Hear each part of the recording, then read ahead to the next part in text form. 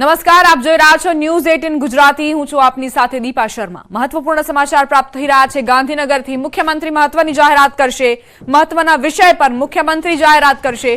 આગામી દિવસોમાં ગુજરાતમાં પણ યુસીસી લાગુ થશે। રાજ્ય સરકાર આજે કમિટીની જાહેરાત કરશે। કાયદાના અમલીકરણ સંદર્ભે લોકોના સૂચનો માટે કમિટી કામ કરશે। કમિટી યુસીસી અંગેનો નિર્ણય રાજ્ય સરકારને આપશે, જેના આધારે યુસીસીનું અમલીકરણ કરવામાં આવશે। उत्तराखंड में पहलाथी यूसीसी लागू थई चूक्यु छे अने हवे गुजरात पण तेनी राह पर। संवाददाता गौतम जोड़ाई गया छे વધુ જાણકારી સાથે। गौतम, मुख्यमंत्री प्रेस कॉन्फ्रेंस करवाना छे, यूसीसी ने लईने जानकारी आपशे, शुं जानकारी?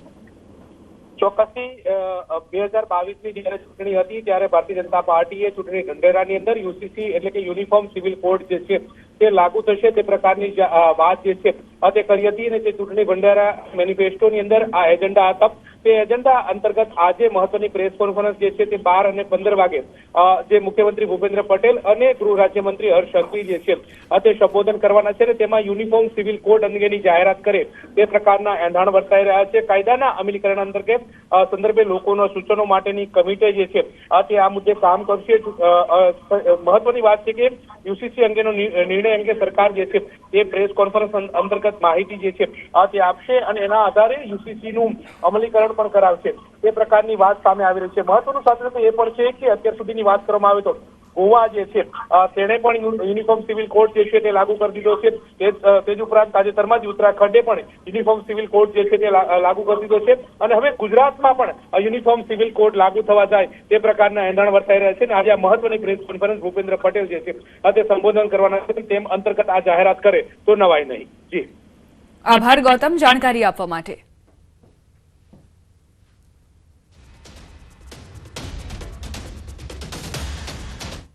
एक दुखद समाचार प्राप्त थई रह्या छे। મહેસાણાના કડીના ધારાસભ્ય કરશનભાઈ સોલંકીનું નિધન થયું છે। કરશનભાઈ છેલ્લા કેટલાક સમયથી બીમાર હતા। કરશનભાઈ સોલંકી સરળ સ્વભાવના લોકપ્રિય નેતા હતા। સાદગી માટે જાણીતા કરશનભાઈને લોકો કાકાના હુલામણા નામથી ઓળખતા હતા। સરળ સ્વભાવના લીધે તેમના મત વિસ્તારના લોકો ખૂબ જ સરળતાથી પોતાની સમસ્યા માટે ધારાસભ્યને મળી શકતા હતા। ત્યારે કરશનભાઈની વિદાયથી કડીમાં શોકનો માહોલ છવાયો છે। કરશનભાઈ સોલંકી 2022ની ગુજરાત વિધાનસભાની ચૂંટણીમાં ભારતીય જનતા પાર્ટીનું પ્રતિનિધિત્વ કરતા કડી વિધાનસભા મત વિસ્તારમાંથી જીત્યા હતા। તેમણે કોંગ્રેસના પ્રવીણભાઈ પરમારને હરાવ્યા હતા। વતન નગરાસણમાં કરશનભાઈના અંતિમ સંસ્કાર કરાશે। ધારાસભ્ય કરશનભાઈ સોલંકીના પાર્થિવ દેહના દર્શન માટે મુખ્યમંત્રી ભૂપેન્દ્ર પટેલ કડી પહોંચ્યા હતા અને શ્રદ્ધાંજલિ પાઠવી હતી। તો આ તરફ CR પાટીલ અને હર્ષ સંઘવીએ ટ્વીટ કરીને દુઃખ વ્યક્ત કર્યું।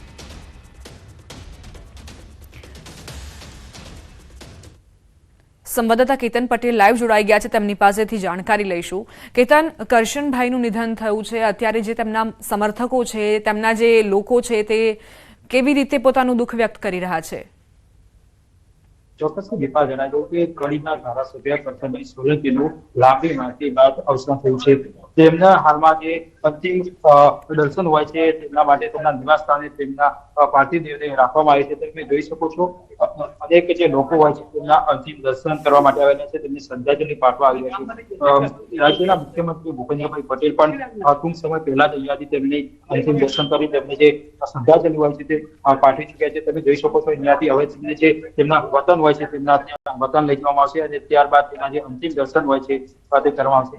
કરશનભાઈની વાત કરીએ તો કરશનભાઈ એક જ સરળ સ્વભાવના વ્યક્તિ હતા। તેઓ જે વિધાનસભા હોય છે વિધાનસભા પણ બસમાં જતા હતા। કોઈ પણ કાર્યક્રમ હોય તો કાર્યક્રમમાં પણ ચોક્કસથી દસનો અથવા જે જાહેર સુવિધાઓ હોય છે તેમનો ઉપયોગ કરતા હતા। એટલે કે સરળ સ્વભાવના ધારાસભ્ય હતા। ખૂબ જ દુઃખ હોય છે તે તેમના સમર્થકો તેમના પરિવારો વ્યક્ત કરી રહ્યા છે કે આવા જે ધારાસભ્ય હોય છે તે મળવા મુશ્કેલ છે અને કરીને ચોક્કસ મોટી ખોટ પડી છે।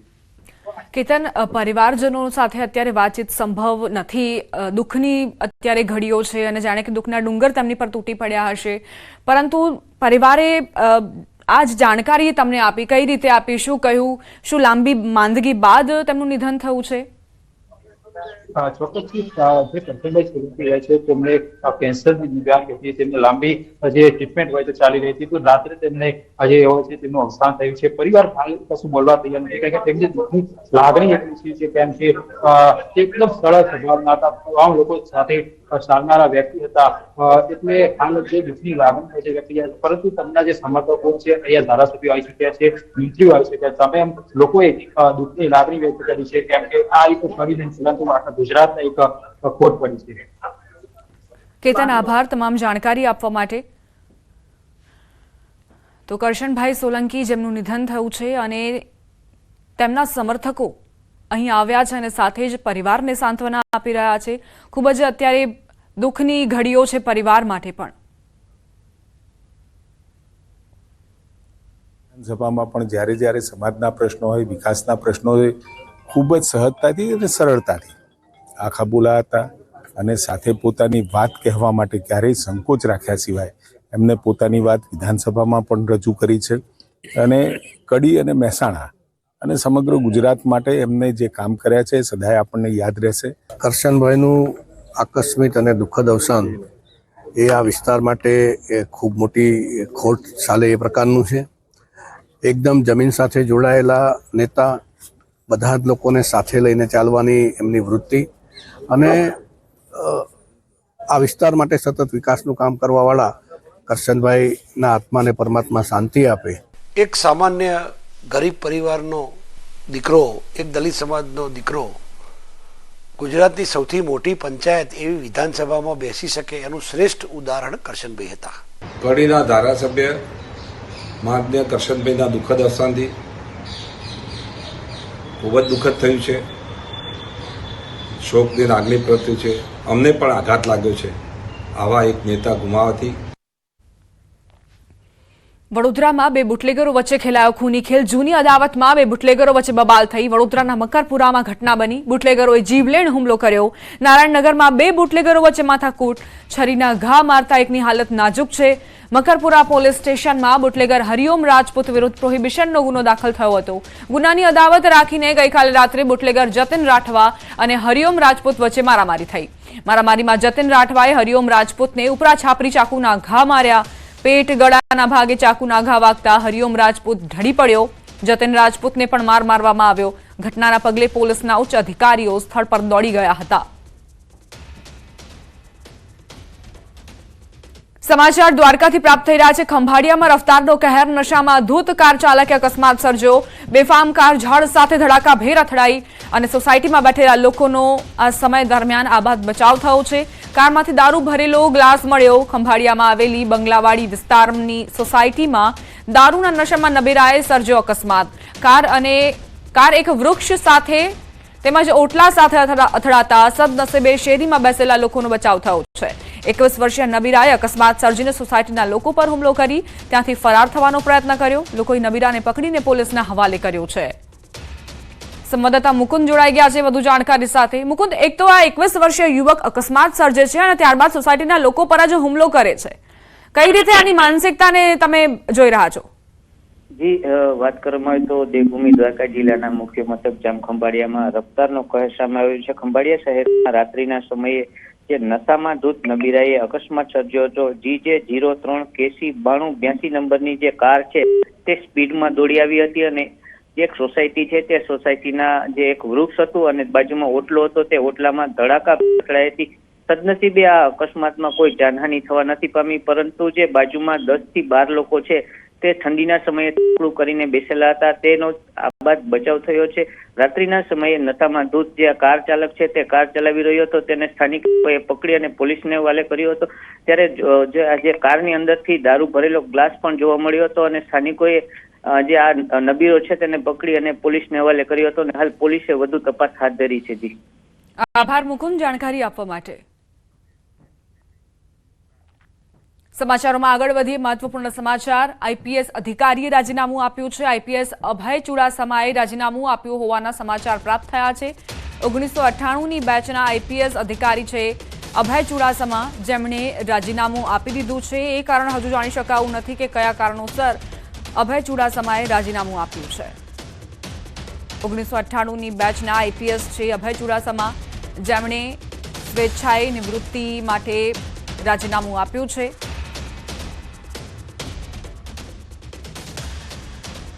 1998થી તેઓ કાર્યરત હતા. હવે તેમણે રાજીનામું આપવાનો નિર્ણય કર્યો છે. આખરે કયા કારણોસર તેમણે રાજીનામું આપ્યું છે? શું અંગત કારણોસર તેઓ સ્વેચ્છાએ નિવૃત્તિ લેવા માંગે છે કે કેમ? તે એક મોટો સવાલ. સંવાદદાતા ગૌતમ જોડાઈ ગયા છે વધુ જાણકારી સાથે. ગૌતમ, વધુ એક આઈપીએસ અધિકારીએ રાજીનામું આપ્યું છે, શું કારણ? ચોક્કસથી વધુ એક આઈપીએસ અધિકારી જે છે તેમણે રાજીનામું આપ્યું છે ને અભય ચુડાસમા તેમણે રાજીનામું આપ્યું છે. તેમના અંગત કારણોસર રાજીનામું આપ્યું હોવાની પ્રાથમિક બાબતો અત્યારે પ્રાપ્ત થઈ રહી છે, પરંતુ આવનારા દિવસોની અંદર તેઓ રાજકીય રીતે સક્રિય થાય તે પ્રકારના એંધાણ અને તે પ્રકારની વાર્તાલાપ જે છે તે પણ ચર્ચામાં ચાલી રહી છે. ત્યારે જોવાનું એ રહેશે કે કયા કારણોસર તેમણે રાજીનામું આપ્યું છે, પરંતુ અત્યારે હાલ તો અંગત કારણોસર તેમણે રાજીનામું આપ્યું હોવાની બાબતો જે છે તે સામે આવી રહી છે અને તે અંતર્ગત તેમણે રાજીનામું આપ્યું હોવાની બાબતો અત્યારે પ્રાપ્ત થઈ રહી છે. જી આભાર ગૌતમ જાણકારી આપવા માટે. મહેસાણાથી સમાચાર. મનપાની ઢોર પકડવાની ટીમ પર હુમલો કરાયો. મહેસાણાના નાગલપુર વિસ્તારમાં હુમલો કરાયો. હુમલામાં ઈજાગ્રસ્ત 5 વ્યક્તિઓને સિવિલમાં સારવાર અપાઈ. હુમલો કરનાર 14 શખ્સો વિરુદ્ધ ફરિયાદ નોંધાઈ છે. નાગલપુર ગામમાં ઢોર પકડવા આવવું નહીં તેમ કહીને હુમલો કર્યો હતો. ઢોર પકડવા આવશો તો જાનથી મારી નાખીશું તેવી ધમકીઓ આપવામાં આવી હતી. લોખંડની પાઇપ વડે કર્મીઓ પર હુમલો કર્યો હતો. સામે પક્ષે પણ મનપાના માણસો વિરુદ્ધ ફરિયાદ નોંધાવાઈ. ગાય લઈને જતા શખ્સ પર માર મારી હુમલો કર્યાની ફરિયાદ નોંધાઈ હતી. બનાસકાંઠાથી સમાચાર. ઇકબાલગઢ નજીક ટ્રેલરમાં આગ ભભૂકી. પાલનપુર આબુ રોડ હાઈવે ઉપર ટ્રેલરમાં આગ લાગી. રાજસ્થાન તરફથી આવી રહેલ ટ્રેલરના ટાયરોમાં મોડી રાત્રે અચાનક આગ લાગી. ટાયરોમાં લાગેલી આગે ટ્રેલરને આગની ચપેટમાં લીધું. ટ્રેલર ચાલકે ટ્રેલર રોડની સાઈડમાં ઉતારીને પોતાનો જીવ બચાવ્યો.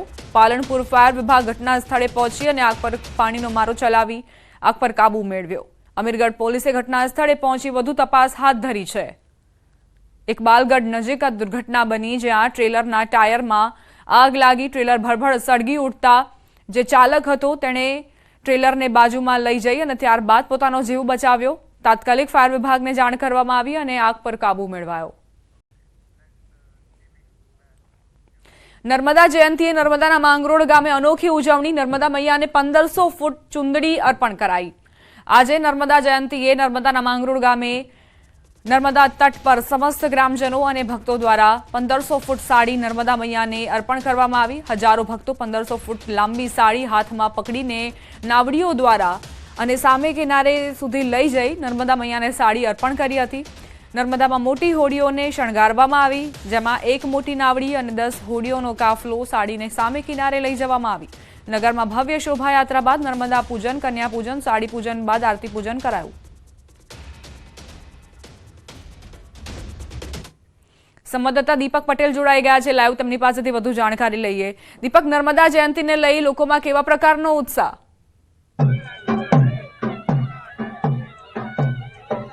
બિલકુલ, ખાસ વાત કરીએ તો આજે મા નર્મદાની જન્મ જયંતિ છે. નર્મદાની જન્મ જયંતિ એટલે કરવામાં આવે છે કે જે મા પ્રાગટ્ય દિવસ ગણવામાં આવે છે. અમરકંટકથી વહેતી મા નર્મદા છે એ દરિયા ખાતે મળે છે. તમને હું દ્રશ્ય બતાવવા જઈ રહ્યો છે કે આજે મા નર્મદાની જન્મ જયંતિની ઉજવણી માંગરોળ ખાતે ધામધૂમપૂર્વક કરવામાં આવી રહી છે.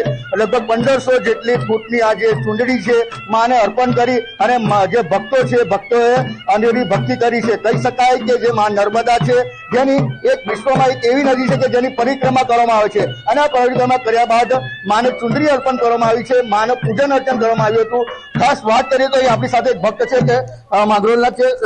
ખાસ મહેશભાઈ, વાત કરીએ તો કેટલા ફૂટની ચુંદડી હતી અને કઈ રીતે આપણે ભક્તિભાવપૂર્વક આ ચુંદડી અર્પણ કરી, કેવી રીતે પૂજન અર્ચન? આજરોજ તારીખ 4/2/2025 દિવસે નર્મદા જયંતિ હોવાને કારણે નર્મદા માતાનું પૂજન અર્ચન કરી અને 500 મીટર કરતાં વધારે લાંબી સાડી સળંગ લાવી અને એને નર્મદા માતાને ચુંદડી અર્પણ કરવામાં આવેલી છે. આ ચુંદડી અર્પણ કરવા માટે ગામના, શહેરના અને આજુબાજુના ભાવિક ભક્તો પણ અહીંયા ઉપસ્થિત થયેલા છે.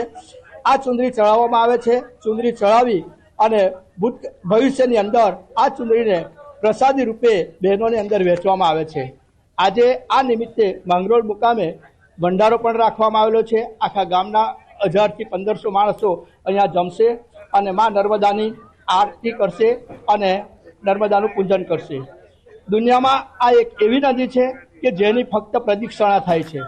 આ પ્રદક્ષિણા કરતાં કરતાં અહીંયા નર્મદાનો આ મધ્યઘાટ છે, જેને ઉત્તર વાહિની નર્મદા તરીકે ઓળખવામાં આવે છે, જેનું ખૂબ જ મહત્વ છે, ખૂબ જ પવિત્ર છે. અને આને કારણે આ નર્મદા જયંતિના નિમિત્તે અહીંયા ચુંદડી અર્પણ કરવામાં આવે છે. છેલ્લા 5-7 વર્ષોથી આ રીતના ભવ્ય કાર્યક્રમ યોજવામાં આવે છે. મહેશ પટેલ. બિલકુલ ખાસ વાત કરીએ તો જે માને ચુંદડી અર્પણ કરવામાં આવી છે એ આ ચુંદડી સુરતથી મંગાવવામાં આવી છે. આ સુરતમાં સ્પેશિયલ વેપારી પાસે બનાવી અને 500 મીટર જેટલી ચુંદડી મા નર્મદાને અર્પણ કરી છે.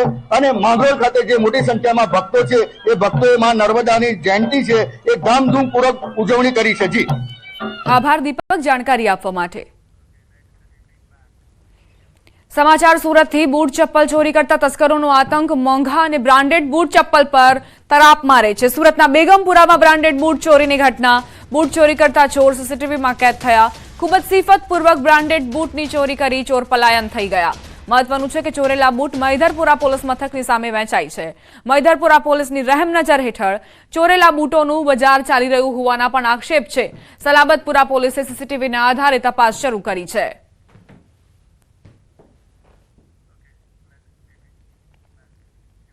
સામાન્ય રીતે ચોરીની વસ્તુ પાછી લાવવામાં ફરિયાદી અને પોલીસને નાકે દમ આવી જાય છે.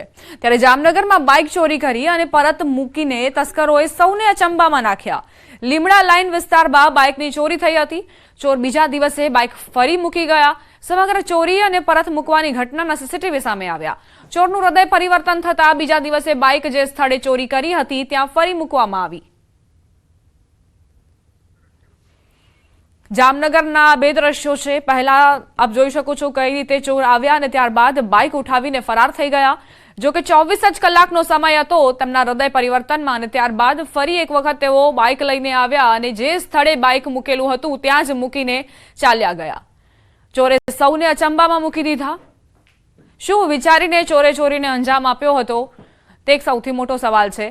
સીસીટીવી ફૂટેજ ખરેખર ચોંકાવનારા છે. જે બાઇકના માલિક છે તે પણ વિચારમાં પડ્યા કે આખરે ચોરે પહેલા ચોરી કરી અને ત્યારબાદ બાઇક પરત કેમ મૂકી ગયો. જામનગરમાં ખરેખર જે ઘટના બની છે તે ચોંકાવનારી છે. સુરત રેલવે સ્ટેશન પર યુવકનો હંગામો. ટ્રેન પર ચડી યુવકે હંગામો કર્યો. બચાવવા જતા ઇલેક્ટ્રિક વાયર પકડવા જતા રેલવે પોલીસે યુવકનો જીવ બચાવ્યો. યુવકે હંગામો કરતા 7 ટ્રેન મોડી પડી. ઇલેક્ટ્રિક સપ્લાય વધુ કરતા ટ્રેનો બંધ કરવામાં આવી હતી. સુરતની આ ઘટના. ટ્રેન પર ચડીને યુવકે હંગામો કર્યો. ટ્રેન પર ચડી યુવકે પોતાનો પિત્તો ગુમાવ્યો. બચાવવા જતા ઇલેક્ટ્રિક વાયર પકડવા જતા રેલવે પોલીસે યુવકનો જીવ બચાવ્યો હતો. યુવકે હંગામો કરતા 7 ટ્રેન મોડી પડી હતી. સંવાદદાતા કીર્તેશ જોડાઈ ગયા છે વધુ જાણકારી સાથે. કીર્તેશ, આ જે વિડીયો સામે આવ્યા છે, યુવક ટ્રેન પર ચડી ગયો છે, શું કારણ? બિલકુલ જે પ્રકારે સુરત રેલવે સ્ટેશન પર હંગામાની ઘટના સામે આવી છે. માનસિક રીતે બીમાર હોય એ વ્યક્તિએ હંગામો કર્યો તો ટ્રેન પર ચડી જતા આતંક મચાવ્યો હતો, જેને લઈને ઇલેક્ટ્રિક વાયર આ માનસિક વ્યક્તિએ પકડી લીધો હતો, જેને લઈને યુવકનો જીવ બચી ગયો છે. પણ જે પ્રકારે આ હંગામો છે તેને લઈને રેલવે પોલીસ દ્વારા યુવકના જીવ બચાવવા સાથે હંગામાને લઈને 5 જેટલી ટ્રેનો મોડી પડી છે. ખાસ કરીને 9:18 માસિક યુવકે ટ્રેન પર ચડ્યો હતો અને 9 અને 20 મિનિટે ઇલેક્ટ્રિક સપ્લાય બંધ થઈ ગયો હતો, જેને લઈને Jaipur superfast, MEMU, double decker, Tejas express, Humsafar express સહિતની 7 થી 8 ગાડીઓ લેટ પડી હતી. ખાસ કરીને આ સમગ્ર ઘટનાને લઈને પોલીસે હવે તપાસ શરૂ કરી છે અને રેલવે વિભાગ દ્વારા ટ્રેન વ્યવહાર ફરીથી રાબેતા મુજબ થાય તે પ્રકારનો પ્રયાસ શરૂ કરવામાં આવ્યો. આભાર કીર્તેશ જાણકારી આપવા માટે. અમદાવાદથી સમાચાર. ગુલબાઈ ટેકરા વિસ્તારમાં બબાલ થઈ. મોડી રાત્રે થયેલી બબાલમાં પોલીસ પર પથ્થરમારાની ઘટના બની. ડીજે બંધ કરાવવા ગયેલ પોલીસ પર જ પથ્થરમારો કર્યો.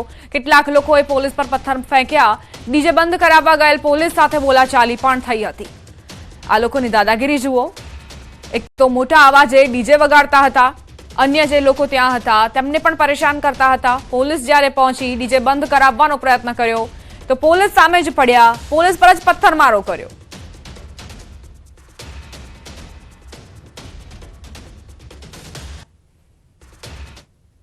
આજ 10:15 થી 10:30 વચ્ચે એક પથ્થરમારીનો બનાવ ગુલબાઈ ટેકરામાં બનેલો છે. એમાં પથ્થર આ લગ્નમાં ડીજે વાગ્યો હતો એ બાબતે એક મેસેજ મળેલો હતો અને આમાં કોઈ માથાકૂટ થઈ હતી અને પથ્થર મારેનો બનાવ બનેલ છે. અત્યારે અહીંયા શાંતિ છે અને પોલીસ વધુ તપાસ હાથ ધરશે. ના, પોલીસ કોઈ ઇજાગ્રસ્ત નથી. હવે રાઇટિંગનો ફરિયાદ લેશે અને આગળની કાર્યવાહી કરશે. અમદાવાદના ગુલબાઈ ટેકરા વિસ્તારમાં મોડી રાત્રે હુમલો કરવામાં આવ્યો, પોલીસ પર હુમલો કરવામાં આવ્યો અને કારણ માત્ર એ હતું કે અહીં ચાલી રહેલા એક લગ્ન પ્રસંગમાં ડીજે વાગતું હતું અને તે બાબતે પોલીસને મેસેજ મળતા જ આ ડીજે બંધ કરાવવા પહોંચી હતી. જોકે જોતજોતામાં કેટલાક અજાણ્યા શખ્સો જે છે તેમના દ્વારા પોલીસ ઉપર હુમલો કરવામાં આવ્યો અને પથ્થરમારો કરવામાં આવ્યો. આ દ્રશ્યો આપ જોઈ શકો છો. ગુલબાઈ ટેકરા 4 રસ્તા પાસેના વિસ્તારના વિઝ્યુઅલ છે કે જ્યાં મોડી રાતે આ પ્રકારનો પથ્થરમારો કરવામાં આવ્યો. ઘટનાનો મેસેજ મળતા તમામ ઉચ્ચ અધિકારીઓ અને પોલીસ અધિકારીઓ જે છે તે સ્પોટ ઉપર પહોંચી ગયા હતા અને તમામ બાબતે જે પથ્થરમારો કરનારા સંદિગ્ધ વ્યક્તિઓ જે છે તેમની ઓળખ કરવાનો પ્રયત્ન કર્યા છે. ગરબાડા દાહોદ હાઈવે પર અકસ્માત. દારૂ ભરેલી ગાડીએ પલટી મારી. રોડ પર વિદેશી દારૂની રેલમછેલ. પોલીસે પીછો કરતા ચાલકે સ્ટીયરિંગ પર કાબુ ગુમાવતા ગાડી પલટી મારી ગઈ. તાત્કાલિક પોલીસ દ્વારા વિદેશી દારૂ જપ્ત કરાયો. પોલીસે હાલ વિદેશી દારૂ જપ્ત કરી વધુ તપાસ હાથ ધરી છે. મધ્યપ્રદેશ તરફથી વિદેશી દારૂ લઈને ગુજરાતના કયા જિલ્લામાં લઈ જવાઈ રહ્યો હતો તે દિશામાં તપાસ હાથ ધરાઈ છે. સંવાદદાતા સૌરભ જોડાઈ ગયા છે વધુ જાણકારી સાથે. સૌરભ, અકસ્માત બાદ જે પોલ ખુલી છે તેને લઈને શું જાણકારી? બિલકુલ કહી શકાય કે જે દાહોદ પોલીસને પેટ્રોલિંગ દરમિયાન એક બાતમી મળી હતી કે મધ્યપ્રદેશ તરફથી એક ગાડીમાં વિદેશી દારૂ ભરી અને ગુજરાત તરફ આવવાનો છે. જે બાતમીના આધારે પોલીસ દ્વારા બાતમી દસ્તાવેજ સ્થળ ઉપર વોચ ગોઠવવામાં આવી હતી. જોકે ગરબાડા દાહોદ જે નેશનલ હાઈવે છે અલીરાજપુરને જોડતો તેના ઉપરથી જે ગાડી પસાર થતા પોલીસ દ્વારા તેને રોકવાનો ઇશારો કર્યો હતો, પરંતુ ગાડીનો ચાલક છે તે પૂર ઝડપે પોતાની ગાડી બગાડી હતી. ત્યારે પોલીસ દ્વારા પણ વિદેશી દારૂ જપ્ત કરવા માટે ફિલ્મી ઢબે તેનો પીછો કરવામાં આવ્યો હતો. જો કે આ ભાગમભાગ દરમિયાન જે ગાડીનો ચાલક છે તેને સ્ટીયરિંગ પરનો કાબુ ગુમાવતા જે ગાડી પલટી મારી હતી. જો કે ગાડી પલટી માર્યા બાદ રોડ ઉપર વિદેશી દારૂની રેલમછેલ પણ થઈ હતી. લોકોના ટોળા પણ ઉમટી પડ્યા હતા, પરંતુ તાત્કાલિક પોલીસ ઘટના સ્થળે પહોંચી હતી અને તમામ જે વિદેશી દારૂ છે તે જપ્ત કરી વધુ કાર્યવાહી હાથ ધરી હતી. આભાર સૌરભ જાણકારી આપવા માટે. 6200 કરોડના બજેટ રજૂ થયા બાદ વડોદરા ખાતે સ્થાયી સમિતિની બેઠક મળી, જેમાં સ્થાયી સમિતિ દ્વારા વિવિધ નિર્ણય લેવામાં આવ્યા. સ્થાયી સમિતિ અધ્યક્ષ ડોક્ટર શીતલ મિસ્ત્રીએ જણાવ્યું કે સ્થાયી સમિતિએ આવક વધારવા અને ખર્ચ ઘટાડવા પર ભાર મૂક્યો છે. ગીર ફાઉન્ડેશન શહેરના તળાવનું સર્વે કરશે. વધતી વસ્તીને ધ્યાનમાં રાખી પાણીની નવી લાઇન અને નવા સોર્સ ઉભા કરાશે. વધતી વસ્તીને ધ્યાનમાં રાખી પાણીની નવી લાઇન અને નવા સોર્સ માટે કામગીરી હાથ ધરાશે. પાણી અને ડ્રેનેજના જે કનેક્શનો છે એમાં ડમી નંબર મારેલા છે. ઘણા બધા વેરા પાવતીઓમાં ડમી નંબરથી બિલ આપવામાં આવે છે. નાગરિકો પાણીનો વેરો નિયમિત ભરે છે, પરંતુ નંબર ડમી છે. આ નંબરોને રેગ્યુલાઇઝ કરવા માટે ફી નક્કી કરી અને વેરા પાવતીમાં ચડાવવાનું સૂચન કરવામાં આવ્યું છે. ભારતમાં બીજા ક્રમે સૌથી વધુ સારસ ગુજરાતમાં ખેડા અને આણંદ જિલ્લામાં છે. અન્ય પ્રજાતિઓની જેમ સારસને પણ માનવજાતની ગેરમાન્યતા અને વર્તણૂકના કારણે અનેક પડકારોનો સામનો કરવો પડે છે, જેને લઈને યુપીએલના સારસ સંરક્ષણ પ્રોજેક્ટ હેઠળ ખેડૂતોને આ અંગે શિક્ષણ આપવામાં આવ્યું. માતરના પરિયેજ ખાતે ધારાસભ્ય કલ્પેશભાઈ પરમારની ઉપસ્થિતિમાં વર્લ્ડ વેટલેન્ડ ડે અને સારસ સ્ક્રીન ફેસ્ટિવલની ઉજવણી કરાઈ, જેમાં વિવિધ એક્ટિવિટી જેવી કે પોસ્ટકાર્ડ, સેમિનાર સહિતની પ્રવૃત્તિ થકી જાગૃત કરવામાં આવ્યા. આ પ્રોજેક્ટે 40 ગામમાં 88 ગ્રામીણ સારસ સંરક્ષણ ગ્રુપનું નેટવર્ક ઊભું કર્યું છે. તેના દ્વારા 23,000 વિદ્યાર્થીઓ અને 5,000થી વધુ ખેડૂતોને સારસ સંરક્ષણ અંગે શિક્ષિત કરવામાં આવ્યા છે. यूपीएल का सारस कंजर्वेशन प्रोजेक्ट लास्ट 8 साल से चल रहा है, जिसमें हम लोग डॉक्यूमेंटेशन करते हैं, सारस की गणित्री करते हैं. और 2016 में जो 500 पॉपुलेशन थी सारस की અને વધારે 1431 થઈ ગઈ છે अपना खेड़ा जिला में. और પછી डॉक्यूमेंटेशन के साथ साथ में हमें ज़रूरी है कि हमें गांव वालों के साथ, खेडूत मित्रों के साथ और स्कूल स्टूडेंट के साथ मिलकर उनके साथ अवेयरनेस करना कि हमें सारस का संरक्षण क्यों करना चाहिए. જ્યારે અમે પ્રોજેક્ટની શરૂઆત કરી હતી ત્યારે 500 થી 550ની આસપાસ સારસ અમે કાઉન્ટ કર્યા હતા ખેડા અને આણંદ જિલ્લામાં. હાલમાં 8 વર્ષ પછી હું કહી શકું કે 1400+ જેટલા સારસ આપણા ખેડા અને આણંદ જિલ્લામાં છે.